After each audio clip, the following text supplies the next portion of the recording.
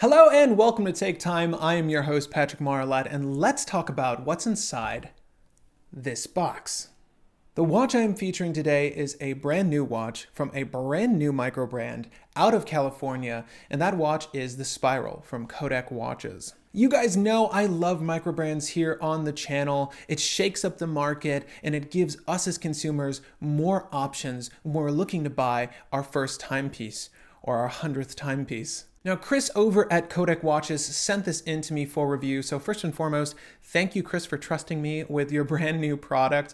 I am very, very delighted to share it with my audience, and I'm very excited to see it myself. And what's really cool and what caught my interest when he initially emailed me was that the watch I'm going to show you today features a 28-24, so already we know it's a really great movement. It's Swiss made, if that's your thing, and it has a strap that's made in America. The strap on this watch is US made, so if you like supporting our economy, here's just another way to do so. The coolest thing is the design of the watch, and that it's inspired off of the hairspring of your timepiece. So you have this very cool asymmetrical design that I'm extremely excited to see in person. You know, I read the spec sheets, I know everything else about it. This moment has finally come, so without further ado, we're going to jump into our first impression and unboxing. And you guys already know how we do it here on the channel for our two-part series videos, but the first part is always an unboxing and first impression of the watch, and our second part is a week in the life in-depth review of said watch. So without further ado, why don't we step into our part one segment today and tear up this box. So I'm not gonna lie, I have been pretty excited to get this in. I love a good asymmetrical case, so I'm very excited to see how this was executed and if it was done well.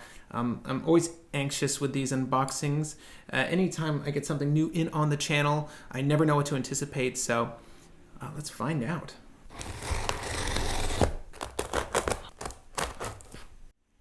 All right, gang, I think we cracked it. Here is our Codek. I'm gonna keep this box off to the side because it is ultimately going back home to California, but for now, I get to play with the watch. By the way, I'm pretty sure that this is the consumer packaging for the product, so if you were interested in picking up the watch after said review and first impression unboxing, all that good stuff, this is what you should come to expect. So we have like a nice leatherette finish to the case.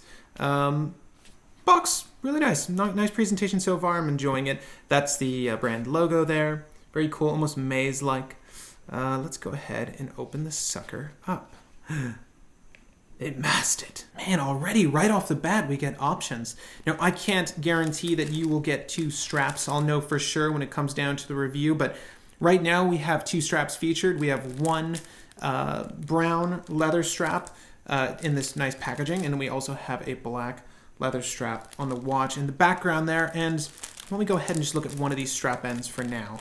Man, I have to say, I really am digging this leather strap. You know, I love how it's finished and detailed. I love how the back of the strap is finished. I hate when these go undone and you have that just nasty, raw leather end on the opposite side. I'm not a fan of that. I believe it is actually a 20 millimeter width, although it looks much smaller. It's obviously a stainless steel keeper, inox to signify that. And what's really interesting about this strap itself is that you'll notice that the secondary keeper, that floating one, is attached to a string. Now, we'll see how that works in practice, but I love the concept a lot. I don't know about you guys, but I'll often get leather straps where these things will fly off the tongue of your strap as you wear it through your day. We'll see if that happens. Now, to finish off the presentation of our box here, we have a nice microfiber cloth, a little business card up top, and under all of that, I believe I should be getting the blue dial variant. And as you can immediately tell from our close-up shot, that it does indeed have an asymmetrical case, and it's quite gorgeous. And I love how that design translates to the dial as well. And speaking of the dial, there's actually two dial variations. There's an opaline white as well as this midnight blue that we have here today. Now let's get some of those measurements out of the way, as I'm sure you're curious. We have a 20 millimeter lug width, as I stated earlier, 41 millimeters length from lug to lug, approximately 38 millimeters width excluding the crown. And here's the cool part. You have a thickness, or I should say thinness, of 10.6 millimeters. The case here is utilizing 316L stainless steel. The top crystal is a dual domed sapphire with AR coating on the underside, and you can kind of tell how it's taking effect with these heavy studio lights now. Still extremely legible. And by the way, while we were looking at that dial, love those skeletonized hands. They look so darn good. And if you are a fan of ETA movements, you get a perfect view from the back end with that also sapphire crystal. Whew, man, first impression. It's either a watch you're going to love or you're going to hate. I know a lot of people don't like asymmetrical designs because they're so outlandish. It's just not for everyone, but I'm quite a fan. And of course, this is a dress piece. Let's not mistake that. I believe it actually has a 3 Atmos rating. I mean, you're not going to go diving with this, but it is good for casual wear, so perfect dress piece.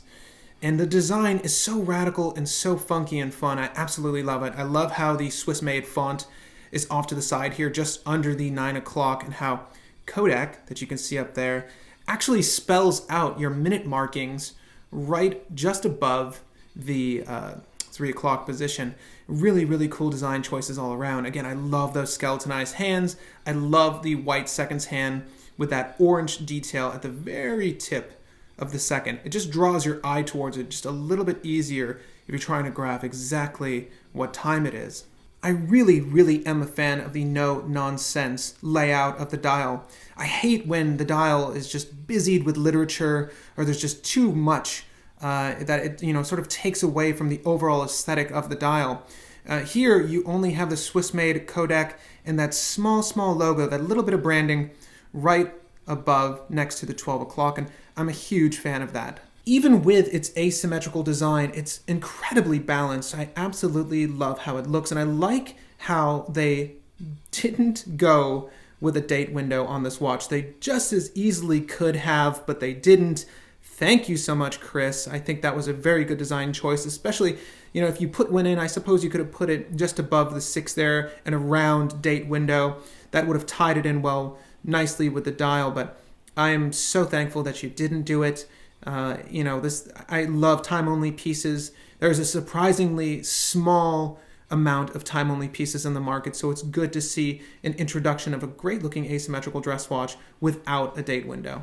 One more key detail to that dial I want to illustrate here are those wave lines in the central area that you can see highlighted as I tilt the watch. I love how they stand out in the light. Again, it's just another eye-catching feature to this watch. Not that it needed any more.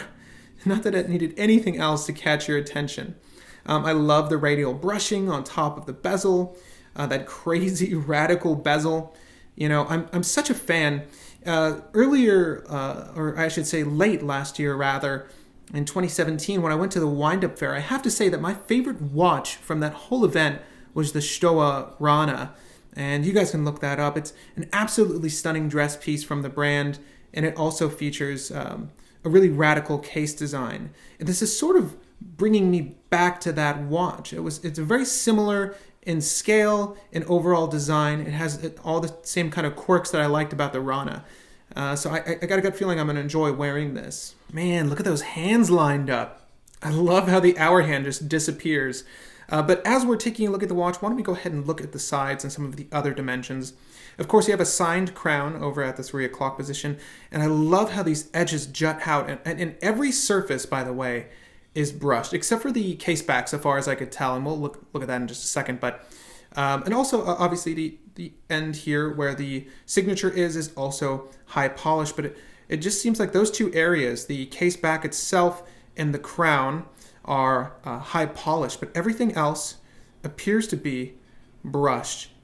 And it really unifies the look, having all those surfaces brushed. I think it's so unique in its styling that having a diversity of brushed edges and or high polished parts would throw off the look in its entirety. So I like how he went with a sort of unified look with the brushing instead of doing a mixture Very, very good choice. Now, before we close off this first impression, I'm going to go ahead and provide you guys with a wrist shot of this particular timepiece. I'm very excited to see what it looks like on my wrist, so why don't we go ahead and do that now. Oh, but before we do that, I do want to point out one more thing I just noticed about the leather strap option here.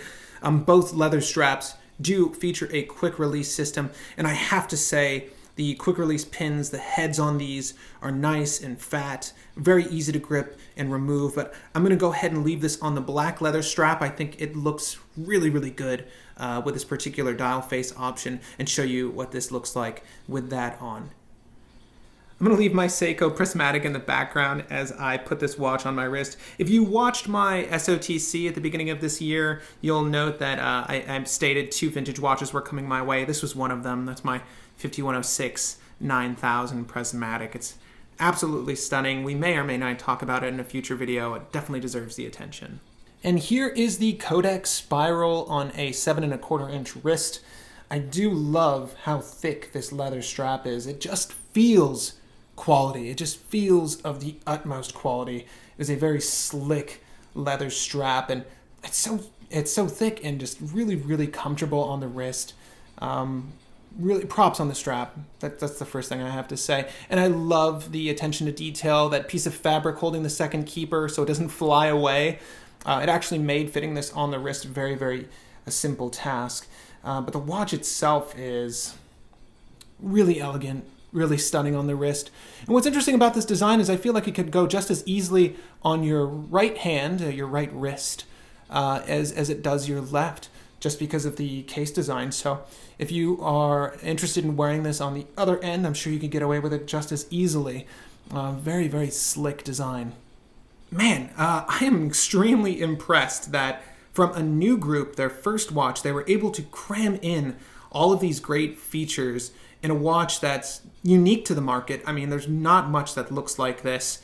And we're able to do it at a relatively affordable price. Now, I believe these weigh in at $750, although there isn't like an early bird for these watches, as he's just beginning to launch them now.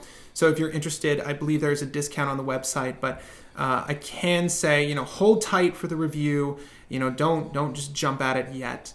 I want to see if this does live up to my expectations and my impression of it now as I wear it over the next week. But that leather strap is something else. I mean, I just love quality leather, and this watch is so radical. Very, very big fan of it so far. At any rate, gang, if you found this video informative or interesting or exciting, you're excited about part 2 now for the full-on review, feel free to hit that like button. It looks a little something like this. If you have friends, forums, or groups that are interested in watch content, real micro-brand enthusiasts, maybe share this video with them if they haven't heard of the Codek Spiral yet. And tell them to hang tight for the part 2 review, because you know what? I'm actually pretty excited to handle that video myself now. This is a really, really great watch so far as I can tell. Very classic proportions. This is a watch from the 70s, and the scale is relatively in line. I mean, thickness, everything. Everything is classic, yet you have this really crazy, outlandish, asymmetrical design. I am very excited. So if you have friends that are excited about this as well, feel free to share this video with them so they can stick around for the part 2 as well. And if you're new around here, feel free to hit that subscribe button if you're interested in seeing part 2 or any of my additional content. Also, there is a bell icon next to that. If you tap that, you will receive info on when my videos release right then and there. And the same is true for current subscribers. You can hit the bell and you'll be alerted as to when my videos release. Again, my name is Patrick Marlette, and thank you for the time.